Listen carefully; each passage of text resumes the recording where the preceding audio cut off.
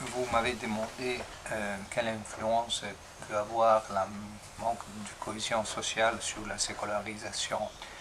Mais je pense qu'on pourrait renverser la question, c'est-à-dire quelle influence a la sécularisation sur la cohésion sociale. Et je pense que la sécularisation, c'est-à-dire les processus de sécularisation de la société moderne, est à l'origine de la désagrégation sociale et donc de la manque de cohésion que nous avons devant.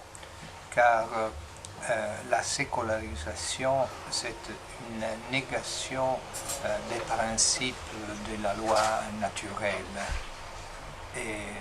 Car la sécularisation, c'est l'affirmation d'un processus irréversible de l'histoire et qui va changer la nature même de l'homme et de la société dans une perspective dans laquelle il n'existe pas des valeurs absolues, des valeurs objectives, naturelles. Et donc, le fait est que la cohésion sociale est fondée sur la nature humaine. La cohésion sociale est fondée sur l'existence de certaines réalités, comme la famille ou l'État, qui ne sont pas des réalités historiques, mais sont des réalités naturelles.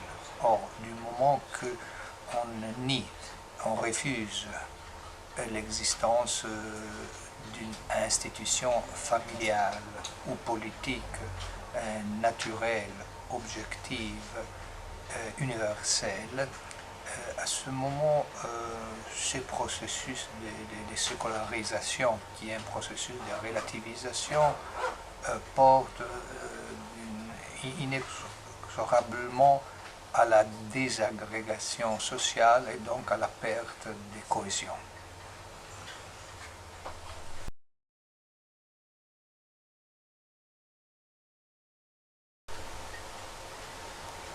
Vous m'avez demandé comment l'Europe peut supérer l'impasse relativiste. Je dirais que la réponse est très facile. Il faut revenir à une vision de la vie et de la société fondée sur des valeurs immuables et sur la loi divine et naturelle. On pourrait objecter que ça ne semble pas facile aujourd'hui, mais si nous sommes convaincus que la vérité et des certitudes, des vérités existent, nous devons comprendre, je pense, que le processus de relativisation de la société est un processus artificiel imposé par les médias et imposé par notre classe politique. Et imaginons que pour une semaine, pour 15 jours, pour un mois, les médias cessent de nous inculquer certains slogans, certains faux principes. Eh bien, la nature qui aujourd'hui est étouffée, niée, conculquée, immédiatement revient à la lumière. Donc, il n'existe pas une perte réelle des principes naturels, mais nous pourrons dire qu'il existe une éclipse. L'éclipse signifie que ces principes, ces valeurs sont toujours là. On doit seulement les maintenir, les conserver, les transmettre, les diffuser dans la société. Ça, c'est, à mon avis, la bonne route, l'itinéraire obligé pour une renaissance de la société contemporaine, de l'Europe contemporaine.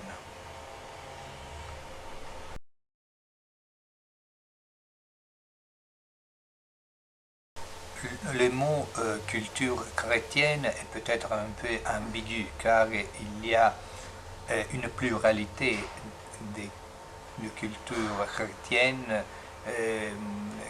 qui sont quelquefois en antagonisme entre eux.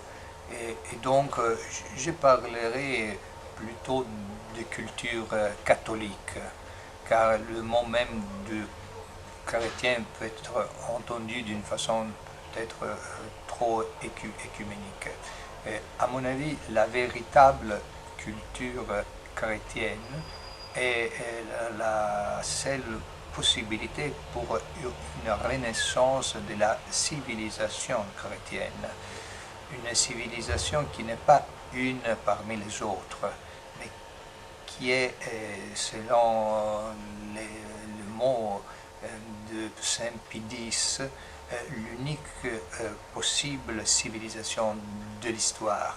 C'est-à-dire que l'histoire d'Europe, l'histoire de l'Occident et je dirais l'histoire du monde a connu pendant des siècles une seule véritable civilisation dans le sens plein et complet du terme, qui est la civilisation chrétienne. Donc on ne doit pas bâtir une nouvelle civilisation, mais on doit édifier et restaurer cette civilisation.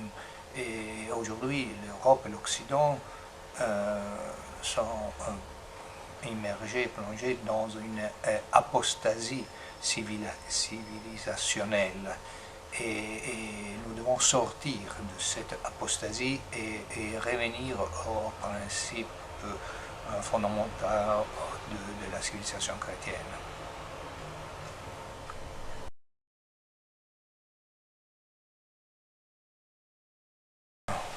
Je pense qu'il y a une véritable collaboration entre l'Église et l'État aujourd'hui, c'est très difficile. En thèse, il serait bien l'idéal catholique, c'est-à-dire que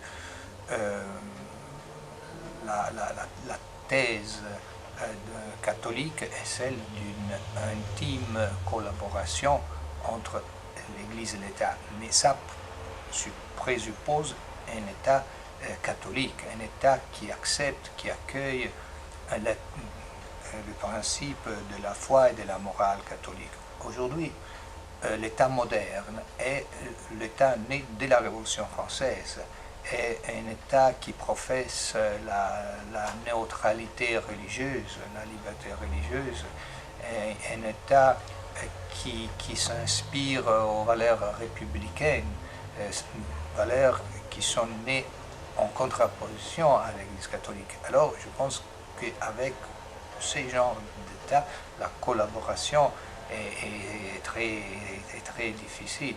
Ça, c'est peut-être l'illusion de certains catholiques, de pouvoir baptiser la révolution, de pouvoir baptiser l'État moderne. Je pense qu'aucune illusion est possible à ce propos. L'État moderne va vers l'autodestruction et nous devons travailler pour substituer l'État moderne né de la Révolution française avec un nouveau État fondé sur des bases naturelles et surnaturelles.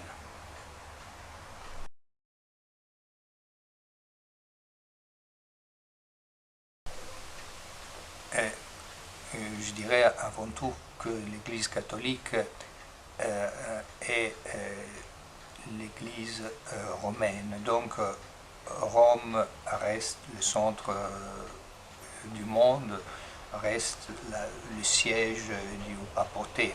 Donc on ne peut pas imaginer par exemple une dislocation, un déplacement de la papauté à Jérusalem, aux Philippines ou ailleurs. Et l'Église catholique est enracinée dans l'Europe chrétienne. Et je pense que c'est à partir de l'Europe que l'Église doit continuer à exercer son apostolat, son évangélisation. Il peut bien arriver que dans des pays différents, il existe des minorités créatives. Si nous voulons utiliser un mot du pape Benoît XVI, qui sont dans leur intime, dans leur cœur, plus profondément romaines et catholiques que beaucoup de chrétiennes qui vivent en Europe. Donc, bien sûr, l'Église n'est pas seulement romaine, mais c'est aussi universelle. Et donc, elle embrasse tout le monde. Et ce n'est pas un cas, par exemple, que nous avons vu au dernier synode, qu'un appui très fort à la concession traditionnelle du mariage et de la famille est venu par l'épiscopat africain. C'est-à-dire que l'épiscopat africain est resté plus fidèle au dogme de l'Église plutôt que l'épiscopat allemand qui a, je dirais, trahi ou apostaté de la doctrine de l'Église.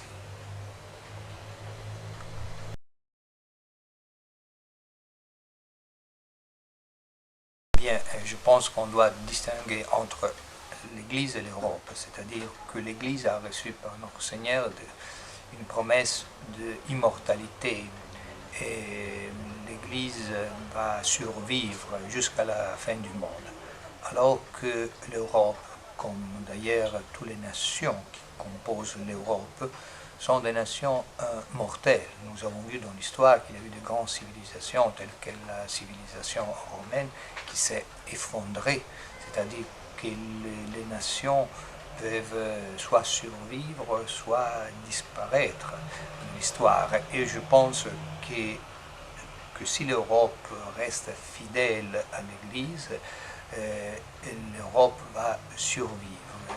Si l'Europe devient apostate, si l'Europe continue dans le processus d'autodestruction qui aujourd'hui la caractérise, malheureusement l'Europe ou quand même certaines nations européennes vont disparaître. Ça, c'est d'autre part aussi la prophétie de Fatima. Dans cette prophétie, la Sainte Vierge parle de l'anéantissement de certaines nations. Et pour ceux qui ont la foi, ces mots de la Sainte Vierge ont quand même une valeur.